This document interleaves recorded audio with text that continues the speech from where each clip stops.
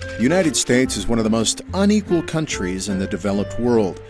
People who aren't wealthy have less chance of success and less chance for their children to succeed. When you talk about fixing these things, though, people freak out. Taxing the rich, helping the poor, to many Americans, that smells like socialism.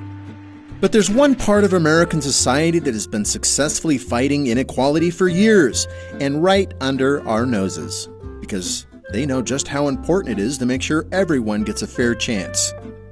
That's right, I'm talking about the National Basketball Association.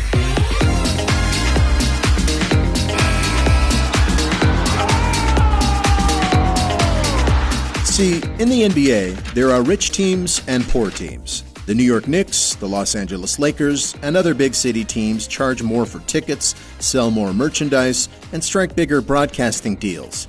They're rolling in money. Meanwhile, the Phoenix Suns and Minnesota Timberwolves are struggling to get by. Now, you may be thinking, great, that's competition for you. Let the best team win, right? Well, no.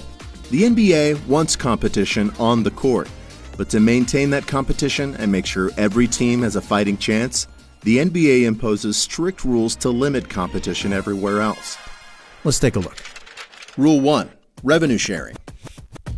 The NBA makes about $2.6 billion every year from national television deals, but that money is divided evenly among the teams, regardless of how many viewers each team attracts.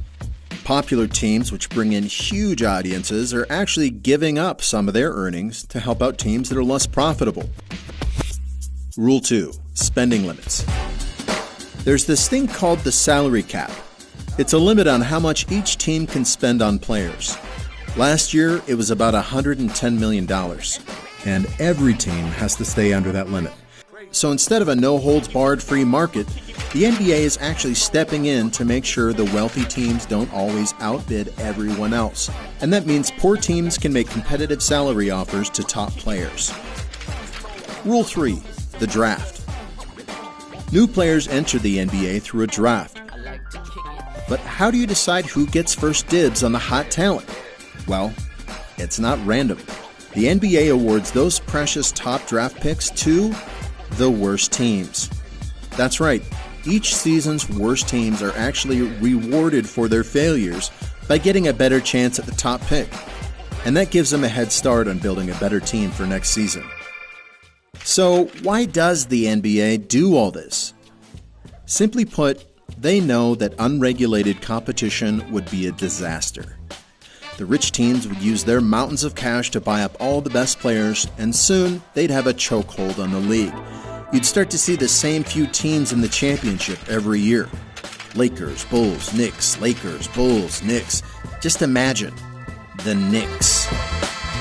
It would be a lot like the rest of America, where the wealthiest people can set their kids up with trust funds while everyone else struggles just to pay the rent.